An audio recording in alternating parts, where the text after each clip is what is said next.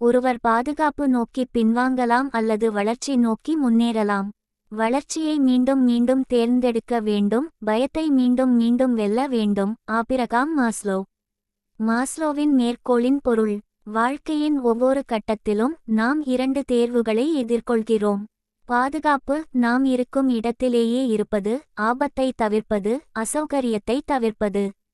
வளர்ச்சி, முன்னேறுவது, கற்றுக்கொள்வது, மாறுவது, நம்மை மேம்படுத்திக் கொள்வது. மேற்கோளை விளக்கும் கதைகள். கதை 1. பொதுவெளியில் பேச பயந்த மாணவன். அர்ஜுன் என்ற கல்லூரி மாணவன் எழுதுவதில் திறமையானவன், ஆனால் வகுப்பில் பேச மிகவும் பயப்படுவான். ஒரு நாள் அவனது பேராசிரியர் ஒரு சிறிய 2 நிமிட சுருக்கத்தை வழங்கும்படி அவனை ஊக்குவித்தார். அர்ஜுனுக்கு 2 தேர்வுகள் இருந்தன: பாதுகாப்பு, அமைதியாக இருந்து அவமானத்தை தவிர்ப்பது; வளர்ச்சி, தனது பயத்தை எதிர்கொண்டு விளக்கக்காட்சியை முயற்சிப்பது. நடுங்கும் கைகளுடன் அவன் வளர்ச்சியை தேர்ந்தெடுத்தான். முதல் விளக்கக்காட்சிக்கு பிறகு அவனுக்கு நம்பிக்கை அதிகரித்தது, ஆனால் பயம் மறைந்துவிடவில்லை. ஒவ்வொரு புதிய விளக்கக்காட்சியும் அதே பதட்டத்தை கொண்டு வந்தது.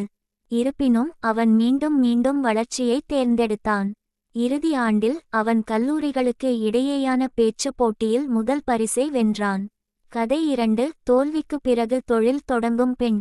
மீரா தனது 26 வயதில் ஒரு சிறிய ஆடைக்கடையை தொடங்கினாள். அது ஒரு வருடத்திற்குள் தோல்வியடைந்தது.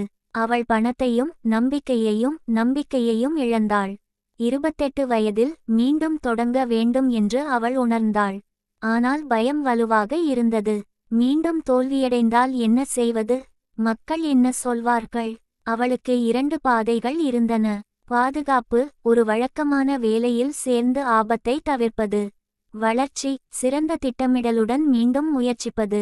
அவள் வளர்ச்சியை தேர்ந்தெடுத்தாள். குறைந்த வாடகையில் ஒரு சிறிய கடையை திறந்தாள், தனது வடிவமைப்புகளை மேம்படுத்தினாள் மற்றும் சமூக ஊடகங்களை பயன்படுத்தினாள். 3 ஆண்டுகளுக்கு பிறகு அவள் பல ஆடைக்கடைகளின் சங்கிலியை நடத்தி வருகிறாள். கதை 3. சைக்கிள் ஓட்டக் கற்றுக்கொள்ளும் சிறுவன். ரஹீம் என்ற ஒரு சிறுவனுக்கு சைக்கிள் ஓட்ட வேண்டும் என்று ஆசைப்பட்டான். ஒவ்வொரு நாளும் பெரிய பிள்ளைகள் சைக்கிளில் வேகமாகச் செல்வதை பார்த்து அவன் உற்சாகமடைந்தான், ஆனால் பயமாகவும் உணர்ந்தான்.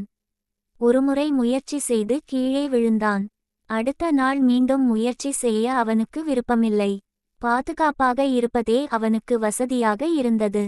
ஆனால் அவன் தன் கனவை நினைத்து பார்த்தான். அதனால் அவன் மீண்டும் முயற்சி செய்தான். மீண்டும் முயற்சி செய்தான். ஒரு நாள் காலை திடீரென்று அவன் யாருடைய